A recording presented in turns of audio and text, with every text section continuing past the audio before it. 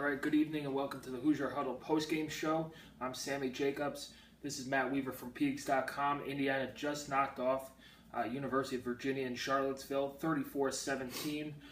It was a game, Matt, where Indiana's offense struggled in the first quarter, really for the most of the first half, and Indiana's defense kept them in it. UVA got a short field goal to go up 3-0, and that seemed to wake the offense up. Indiana would go then on a 17-0 run to end the half in the final 6 minutes. What was your takeaway from the Indiana offense in the first half? Well, like you said, they really struggled early. Richard Lego, they just seem to be out of sync. Last week, they really seemed to be, have that good chemistry, him and the receivers, and they just didn't seem to have it this week.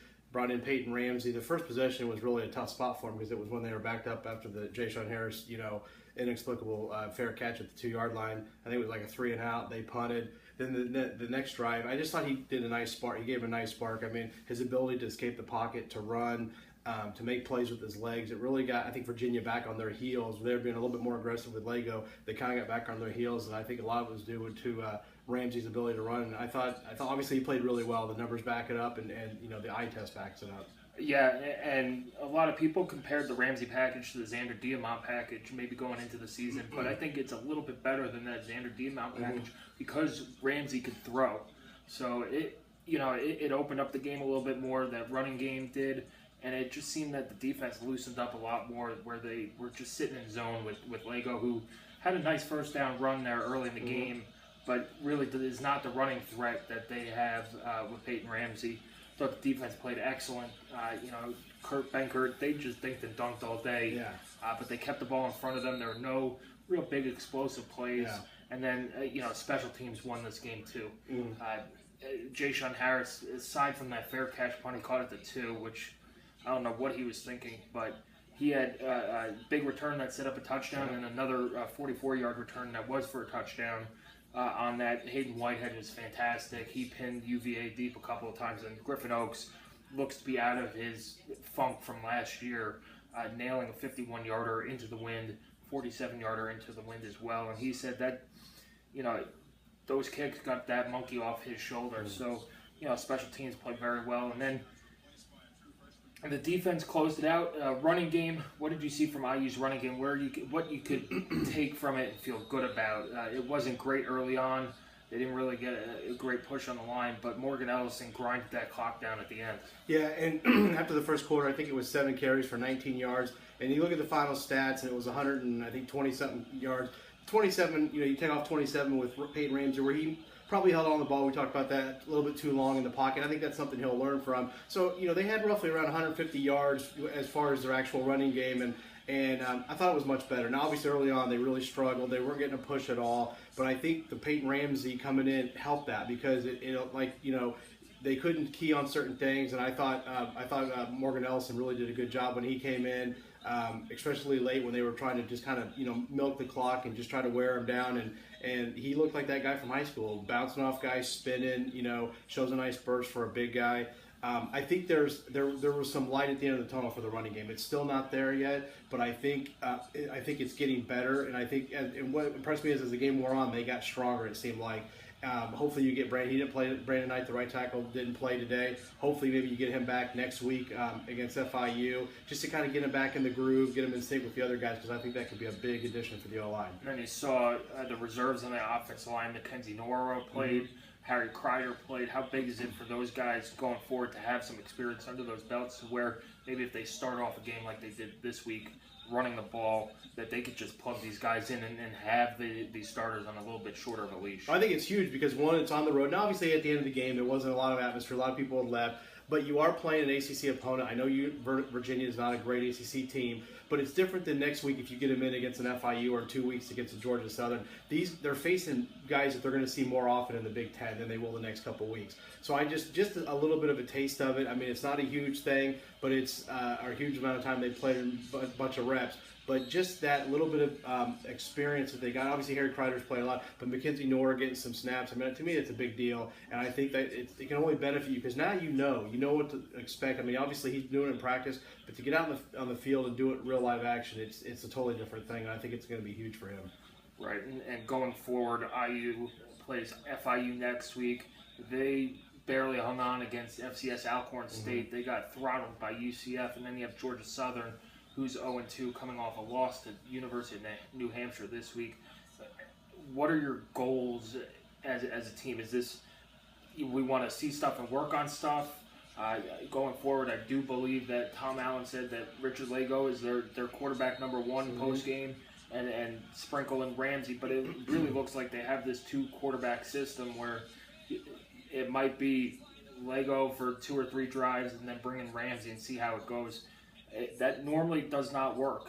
What do you think IU's quarterback situation is going to go forward? Well, I mean, I think until he said Lego's the starter, but I think Ramsey's got to play. And then, I mean, to me, it kind of harkens back to, was it 2013, I think, when you had Nate Sudfeld and Trey Roberson.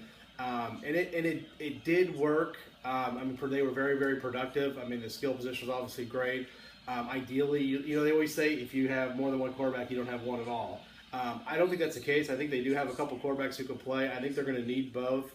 I think they're going to need Richard Lego, but you got to play Peyton Ramsey. I mean, he adds an element. Now, the next couple weeks, it's to me, no injuries. That's the biggest thing. Obviously, you want to get wins, but no injuries. Try to get some. They played Wap Philly York today. I'm not sure if Ty Freifogel played. Freifogel did play. He came in late in the game when they were driving and they went for around 4th down. He was in there as well. So. Yeah, getting some of these young guys some playing. So I think that's the next couple of weeks, getting them some more. I mean, this is their first reps in the game, and obviously Watt missed some time early in fall camp. So and he brings that speed element. I know that's something they really like. He can stretch the field. Maybe where some of the guys can't. So getting those guys, continue to work on the running game, and hopefully get Brandon Knight in there and start to get that cohesive unit. Get Harry Kreider some more. Just all these young guys some more reps, and just polish up some things. Special teams wise, it was pretty good today, other than the pump fair catch by Jay Sean. Hayden Whitehead has been fantastic. Griffin Oaks, I really thought that field goal at the end of the first half was huge momentum. And it was just a field goal, but I just thought it was big because I don't think Virginia thought that he was going to make that. I mean, they had a guy back in the end zone to return it. And I think that even though it was only 3 points, it was just went from 14-3 to 17-3. I thought that was a really big momentum turn in the game. Or not turn, but just boost for IU in the game. And I think that was great to see Griffin Oaks because they're going to need him. We've talked about that. They're going to need him to win some games for him. And to see him hit 2 field goals into the win that were long distance was great to see. Yeah, and he struggled on grass in the past. Let's talk about the defense. The solid performance, 55 yards rushing, but what we didn't see was pressure on the quarterback consistently. You had the fumble strip sack that was called back for a bogus targeting penalty. So Greg Gooch is going to be suspended for the first half against FIU next week. Just what does this defensive line have to do to get consistently to the quarterback? Well, I mean, unlike in the NFL, you can't go out and try to sign a guy or something or make a trade. So I think that, you kind of are what you are. I mean, you can try different things. Really, it's going to come down to scheming by the coaches because I don't think you're not going to all of a sudden have a guy just become explosive off the edge. And that's really, to me, where they miss a guy off the edge. Niles Sykes, unfortunately, who got hurt. He's not the best pass rusher in college football, but he was their best pass rusher, and he gave them something off the edge. So I think it's just going to have to be, you just have to keep working on it in practice and try to do some things with stunts and schemes. The blitzes today, I thought they didn't really get there that often. Obviously, like you said, they didn't work that great. I don't know if they were, kind of telegraphing them, or Virginia, maybe scouted really well, knew what was coming. Now, some of it was Virginia was doing a lot of, like you said, nickel diamond the ball. They weren't staying in the pocket very long. Ben Kurt wasn't, so it was harder to get to them. But you're going to have to figure out a way, whatever it is, you're going to have to figure out a way to get to the quarterback because, you just can't let guys stand back there as long as they have the first 2 weeks. Yeah, and that sums up the game wrap. Indiana wins 34-17. It's a win that sets up the rest of the season. Now you could get out of September with a winning record if you beat FIU and Georgia Southern before heading to Penn State to end the month. And it really sets up well. You saw Rutgers came crashing back down to earth today against Eastern Michigan. The jury's still out on Purdue. They look very good offensively, but again, it's an Ohio team out of the MAC. And Louisville did not look great today against UNC. And then Illinois, we'll see what they do tonight against Western Kentucky. But those are the 3 wins there that this win sets them up to do well the rest of the season. All right, that does it for the Hoosier Huddle postgame show. Thanks, Matt, for joining us. Thank you.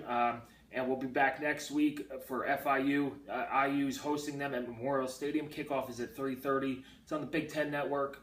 And we'll have our live tailgate show prior to the game and full coverage after. So keep coming back to HoosierHuddle.com.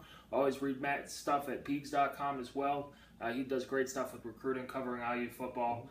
So read his stuff as well. And so thank you for joining us. IU, we're going home victorious. It's a big win for this program. First win for Tom Allen, who's emotional tonight with his dad undergoing open heart surgery. So understandable. His dad got the game ball. We wish him a speedy recovery as well.